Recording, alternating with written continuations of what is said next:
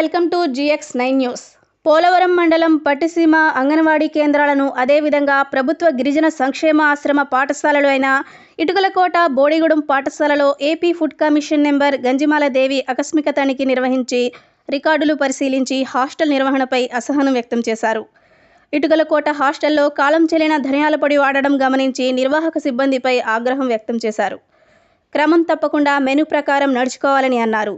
తదనంతరం హాస్టల్ పిల్లలతో హాస్టల్లో అందుతున్న ఆహార పదార్థాలు సక్రమంగా అందుతున్నాయా లేదా అని వారిని అడిగి తెలుసుకున్నారు.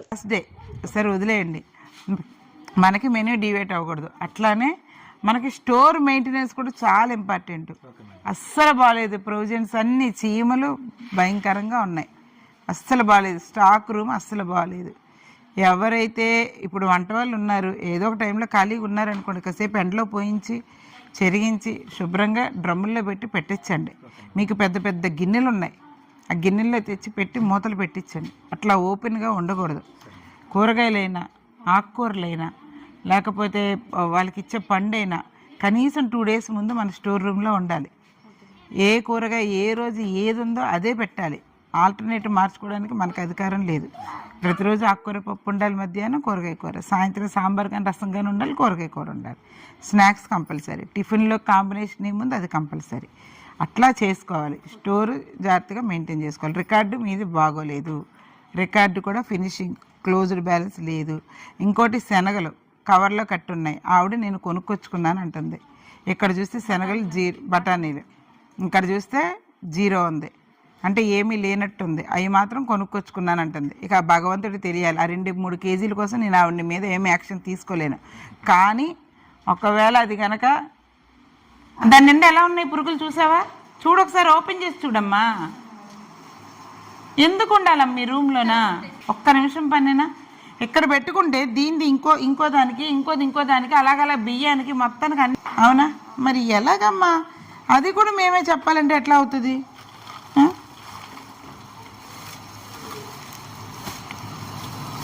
ఇంకా ఇంత ఇండెంట్ ఎందుకు పెట్టుకుంటున్నారు మీరు? సరే రైస్ అంతా మనకు జూన్ నెలకు కావాలి కాబట్టి అడ్వాన్స్ పెట్టుకున్నారు, కాదని లేదు. ఇవన్నీ ఎందుకు అంతంత పెట్టుకున్నారు?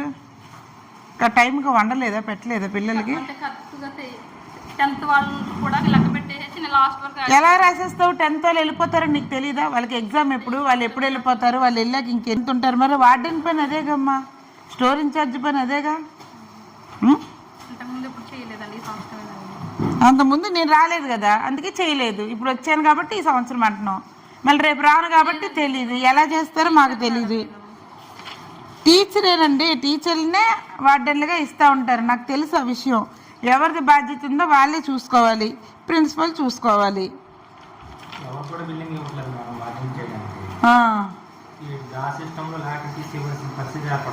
ఎక్కడ అలాగే ఉందండి, ఎక్కడైనా అలాగే ఉంది. మాకెందుకు ఎక్స్ట్రా బాధ్యత, మాకెందుకు ఎక్స్ట్రా టెన్షన్ అనే ఉంటుంది. అది మీ ప్రాబ్లం. గవర్నమెంట్ని అడిగి మీరు మాట్లాడుకొని, లేకపోతే మీ పై అధికారులు లేకపోతే మీ యూనియన్లో మాట్లాడుకోవాలి. మీ యూనియన్లో అది ప్రభుత్వం తీసుకునే నిర్ణయాలు. కానీ వన్స్ ఇన్ఛార్జ్ తీసుకున్న తర్వాత ఈ ప్రిన్సిపల్ అయినా ఈ వార్డెన్ అయినా ఏంటి బాధ్యత? మనకు మెనూ డివేట్ అవ్వకూడదు. మనకు వస్తున్న ప్రొవిజన్స్ క్వాలిటీ క్వాంటిటీ మెయింటైన్ చేసుకోవాలి. ఇన్ టైంలో పిల్లలకి పెట్టాలి సఫిషియెంట్గా. ఇదే కదా మన పని. మీరు తీసుకోలేదా, ఇంకోళ్ళు తీసుకున్నారా, అవన్నీ మాకు అనవసరం. మాకు కావాల్సిందేంటి? మా పిల్లలకి మెనూ ప్రకారం అందాలి. అది మా కాన్సెప్ట్. మేము దాని మీద వర్క్ చేస్తాం. మిగతాదంతా మీకు స్ట్రెస్ ఎక్కువ అవుతుంది, మీకు ఎక్స్ట్రా బర్డెన్ అవుతుంది, ఎక్స్ట్రా డ్యూటీ. ఇది ఎవరు తీసుకోవట్లేదు. ఏదో మేము ఉదారంగా చేస్తున్నాము, మానవత్వంతో చేస్తున్నామంటే అవి మేము కన్సిడర్ చేసే విషయాలు కదా. మీ యూనియన్ వాళ్ళు మా దృష్టి ఒక్కటే. మాది ఫుడ్ కమిషన్ అంటే మన స్కూల్కి, మన అంగన్వాడీలకి, మన హాస్టల్స్కి వచ్చేది. ఉన్నారా, ఇంకొకరు ఉన్నారా మాకు తెలియదు. ఇక్కడికి వస్తేనే మీ ఫేస్ మాకు తెలుస్తుంది. కానీ మా సబ్జెక్ట్ ఇది అని చెప్తున్నా మీకు అర్థమయ్యేలాగా.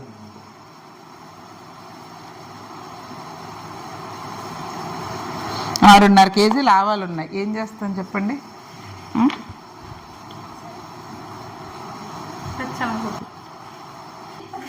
కింద 15. ఓకే,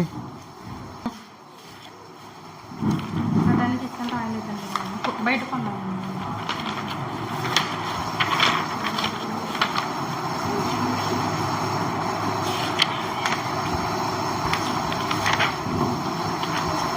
శనగలు అంతేనా? కాదండి, బఠానీ మేడం.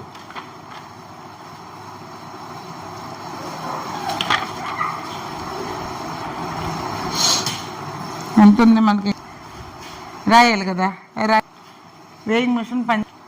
శనగలు ఎక్కడ 0 రాసావు, సిబి రాయలేదు. శనగలు అక్కడ కనీసం 1 కేజీ ఉన్నాయి, కేజీన్నర ఉన్నాయి.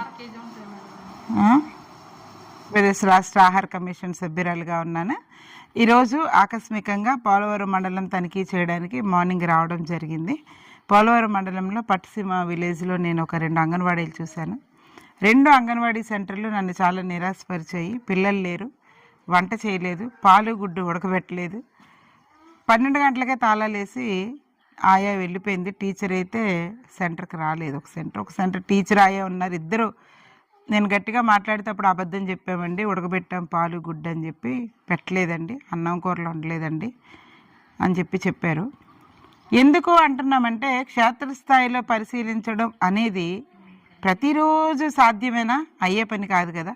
ఎవరు ఉద్యోగ ధర్మం వాళ్ళు సక్రమంగా నెరవేరిస్తే పేదవాళ్ళ పిల్లలకి న్యాయం జరుగుతుందనే తపన ప్రతి ఒక్క ఎంప్లాయీకి ఉండాలి. ఆ అంగన్వాడీ టీచర్లు ఇద్దరు నన్ను నిరాశపరిచిన కారణం చేత నేను వాళ్ళ సిడిపిఓకి పీడీ గారికి కాల్ చేయడం జరిగింది యాక్షన్ తీసుకోమని. తర్వాత స్కూల్స్ చూసామండి. ఒక హై స్కూల్, ఒక ప్రైమరీ స్కూల్ చూసాం. బాగుంది, పిల్లలు బాగా తింటున్నారు. కొంచెం మెనూ డీవియేట్ అయ్యింది. అంటే ఈరోజు వండవలసిన కూర వేరేది వండారు, అది చెప్పడం జరిగింది. ఇంకోసారి సరి చేసుకోమని చెప్పాం. అట్లనే పోలవరంలోని ఇటుకలకోట, బోడిగూడెం ఇవన్నీ హాస్టల్స్ చూస్తున్నాం. రెసిడెన్షియల్ హాస్టల్స్, వెల్ఫేర్ హాస్టల్స్ చూస్తూ వస్తున్నాం. సోషల్ వెల్ఫేర్ చూసాం, ట్రైబల్ వెల్ఫేర్ బాయ్స్ చూసాం, గర్ల్స్ చూసాం. హాస్టల్స్లో కూడా ఈరోజు లాస్ట్ డే కాబట్టి అందరూ పంపించే హడావుడిలో ఉండొచ్చు, కానీ పిల్లలకి ఈరోజు కూడా మెనూ డివేట్ అవ్వకూడదు అనేది మా కాన్సెప్ట్. పోలవరం సోషల్ వెల్ఫేర్ హాస్టల్లో అడిగితే ఈరోజు పాలు ఇవ్వలేదు, నిన్నటి నుంచి పిల్లలకి ఎగ్ లేదు, ఫ్రూట్ లేదు, స్టోర్ రూమ్లో మాకు ఒక పండు కనిపించలేదు, ఒక కూరగాయ కనిపించలేదు. ఇవన్నీ కూడా చూడ్డానికి చిన్న చిన్న విషయాలు అనుకోవచ్చు, కానీ ఆ రోజు పిల్లోడికి అందాల్సింది అందలేదు అనేది మాకు చాలా కోపాన్ని, బాధని తెప్పించే విషయం. ఇందాక ఒక హాస్టల్కి వెళ్ళాం, అక్కడ అంతే. రేపు డేట్ వేసి ఈరోజు పిల్లల్ని పంపించేశారు. సరే, తల్లిదండ్రులు అడుగుతున్నారు, పంపించేస్తున్నామండి అని అన్నారు, కానీ మరి ఇండెంట్ రికార్డు మెయింటెనెన్స్ కూడా జాగ్రత్తగా చేసుకోగలగాలి. ఎలా చేసుకోవాలి? ఈరోజు ఏం తీసుకున్నాం, ఇంకా సిబి ఎంత ఉంది, అది క్లోజ్డ్ బ్యాలెన్స్ మాకు కరెక్ట్గా చూపించగలగాలి. స్టోరు ఇన్ఛార్జ్ ఎవరైతే ఉన్నారో ఆ స్టోర్ రూమ్లో సరుకులు కూడా చాలా జాగ్రత్తగా భద్రపరచుకోవాలి. ఈ హాస్టల్లో కూడా పిల్లలతో మాట్లాడితే ఫుడ్ అయితే బాగుందని చెప్పారు, కానీ సరుకులు కొంచెం నాణ్యత లోపంగా ఉన్నాయి. అంటే స్టోర్ చేసుకోవడంలో కొంచెం నెగ్లిజెన్సీ కనిపించింది. ఎందుకంటే ప్రతి రవ్వలు పురుగు పట్టేసి ఉన్నాయి, చీమలు పట్టేసి ఉన్నాయి, సరుకులు బాగాలేదు. అది కూడా వాళ్ళకి చెప్పడం జరిగింది. నిల్వ పెట్టుకునేది జాగ్రత్తగా చేయాలి, పిల్లలకి క్వాంటిటీ తగ్గకుండా పెట్టాలి, క్వాలిటీ మెయింటైన్ చేస్తూ పెట్టాలి, మెనూ డివియేట్ అవ్వకుండా పెట్టాలి. ఇదంతా జరగాలి అంటే ఖచ్చితంగా ప్రిన్సిపల్కి, వార్డెన్కి వంట వాళ్ళకి కోఆర్డినేషన్ ఉండాలి. కోఆర్డినేషన్ లేకపోతే ఏమవుతుందంటే ఇలాంటి నిర్లక్ష్య పనులే కనిపిస్తాయి. కాబట్టి చిన్న చిన్న మిస్టేక్స్గా పరిగణించి నేనైతే ఈ హాస్టల్ వార్డెన్లకి వార్నింగ్ ఇవ్వడం జరిగింది. నెక్స్ట్ టైం మళ్ళీ వచ్చినప్పుడు ఇట్లా రిపీట్ అయితే కనుక యాక్షన్ తీసుకుంటానని చెప్పాను. ఆ అంగన్వాడీ టీచర్స్ విషయంలో మాత్రం కంపల్సరీగా యాక్షన్ తీసుకోవడానికి అయితే నేను పై అధికారులకి తెలియజేయడం జరిగింది. మాతో సహకరిస్తున్న మరి స్కూల్, హాస్టల్స్, అలాగే అంగన్వాడీకి సంబంధించిన, సివిల్ సప్లైకి సంబంధించిన వాళ్ళ స్టాఫ్ అందరికీ కూడా నా కృతజ్ఞతలు తెలియజేస్తున్నాను. Thank you. భోజనాలు మెనూ ప్రకారం ఉన్నాయండి మీరు తనిఖీల్లో? భోజనాలు మెనూ ప్రకారం అదే ఈరోజు లాస్ట్ డే అని మేము కొంచెం పలావ్ వండామండి, లేకపోతే కుర్మా వండామండి, చికెన్ వండామండి అని కొన్ని కారణాలు చెప్తున్నారు. యాక్చువల్గా ఒక 2 డేస్కి సంబంధించి కంపల్సరిగా కూరగాయలు అక్కడ ఉండాలి. రేపు మధ్యాహ్నం ఏమి ఉండాలి? ఆకుకూర ఉండాలి. ఆకుకూర ఈరోజు స్టోర్ రూమ్లో ఉండాలి. ఈరోజు పెట్టే పండు కానుంచి రేపు ఎల్లుండి పెట్టే పండు వరకు మన స్టోర్ రూమ్లో ఉండాలి. ఇందాక ఒక హాస్టల్లో పండు లేదు, కూరగాయలే లేవు అసలు. ఒక హాస్టల్ అయితే మరీ దారుణంగా ధనియాల పొడి ఎక్స్పైరీ డేట్ అయిపోయి ఉంది. ఎందుకయ్యి ఎలాంటిది వాడేవు, నీకు జీసీసీ నుంచి సరుకులు వస్తాయి కదా అంటే ఈ పొడులు అనేవి వీళ్ళు ఓన్ పర్చేస్. చూసుకుంటే డిసెంబర్ నెలలో డేట్ అయిపోయిన పొడి తీసుకొచ్చి ఈరోజు పిల్లలకి చికెన్ కూరలో మసాలాకు వాడారు. ఏమన్నా అయితే కర్మకాలి ఏదన్నా జరగరాని, అందరూ బాగుంటే ఓకే, జరగరాంది ఏదన్నా జరిగి ఒక పిల్లకో పిల్లోడికో ఏదన్నా ప్రమాదం చుట్టుకుంటే ఇక్కడ స్థానికంగా ఉన్న వార్డెన్ దగ్గర నుంచి పైన ఉన్న సీఎం వరకు కూడా ఆన్సరబుల్, సమాధానం చెప్పుకోవాల్సి వస్తుంది. ఎంతో ఖర్చుతో కూడిన పని అయినప్పటికీ పిల్లలకు పెట్టే విషయంలో వెనకాడకుండా ప్రభుత్వం ముందుకొచ్చి కష్టపడి ఖర్చు పెడుతున్నప్పుడు దానిని జాగ్రత్తగా చూసుకొని ఎక్స్పైరీ డేట్లు చూడకుండా వాడేస్తే పిల్లలకి ఏమైనా జరిగితే ఇటుపక్కన ఖర్చు తప్పదు, తర్వాత ఏమైనా జరిగితే ప్రజల నుంచి వచ్చే నింద తప్పదు ప్రభుత్వానికి.